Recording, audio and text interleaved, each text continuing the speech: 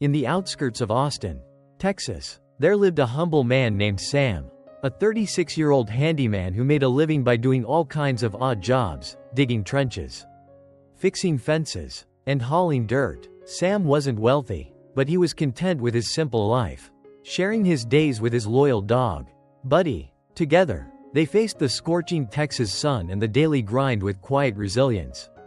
One hot afternoon, while working on a ditch for a new irrigation system, Sam's shovel hit something hard. The sound startled him, and he paused, curious about what lay beneath the soil. As he brushed away the dirt, a shiny, clear stone emerged, glimmering in the sunlight. The stone caught his eye, but Sam had no idea what it was worth. To him, it looked like a pretty trinket. Smiling, he decided it would make a nice charm for Buddy. He tied the stone to the dog's collar, thinking nothing more of it. The next day, as Sam and Buddy strolled through the neighborhood, they passed a small corner store owned by Mr. Hayes, a cheerful but notoriously frugal shopkeeper. Mr. Hayes noticed the sparkling stone on Buddy's collar and called out, "Hey, Sam, what's that shiny thing on your dog?"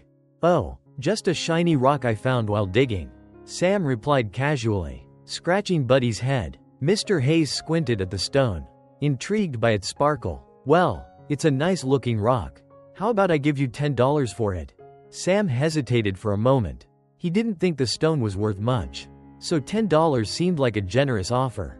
"Sure," he said, unclipping the charm from Buddy's collar and handing it over. Mr. Hayes, satisfied with his purchase, hung the stone on the weighing scale in his store as a decoration.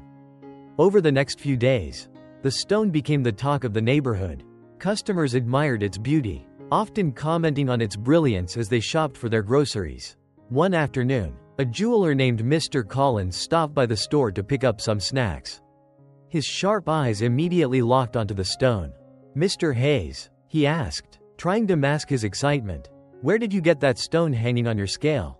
"Oh, it's just a trinket I bought from Sam for $10. Mr. Hayes replied casually. Mr. Collins leaned in, his voice low and urgent. "That's not just a trinket, it's a diamond. And it's worth a fortune. I'll give you $200 for it right now." Mr. Hayes was tempted but decided to test his bargaining skills. "I'll sell it to you. But only for $250. Take it or leave it." Mr. Collins, known for his stingy nature, hesitated. "How about $180? He countered. "No less than $250. Mr. Hayes insisted, standing firm. Mr. Collins, believing he could negotiate a better deal later, left the store, confident he could return and purchase the stone at a lower price. That evening, as Mr. Hayes was closing up, a traveling jeweler named Mr. Bennett stopped by. His car had broken down nearby, and he entered the store to grab some water. The moment he saw the stone, his eyes widened in disbelief. "Where did you get that diamond?" he exclaimed. "Just something I picked up for $10. Mr. Hayes replied, growing accustomed to the surprised reactions. "You interested?" Without hesitation, Mr. Bennett pulled out $250 in cash.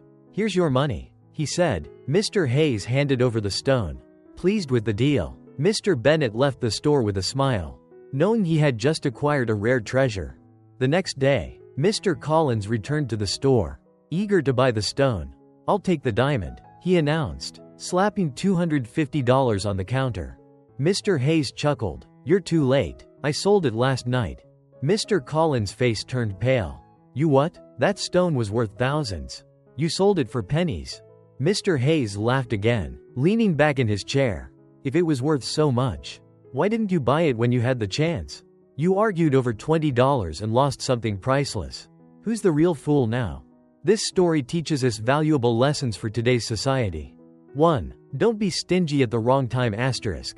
Knowing when to invest and when to save is critical.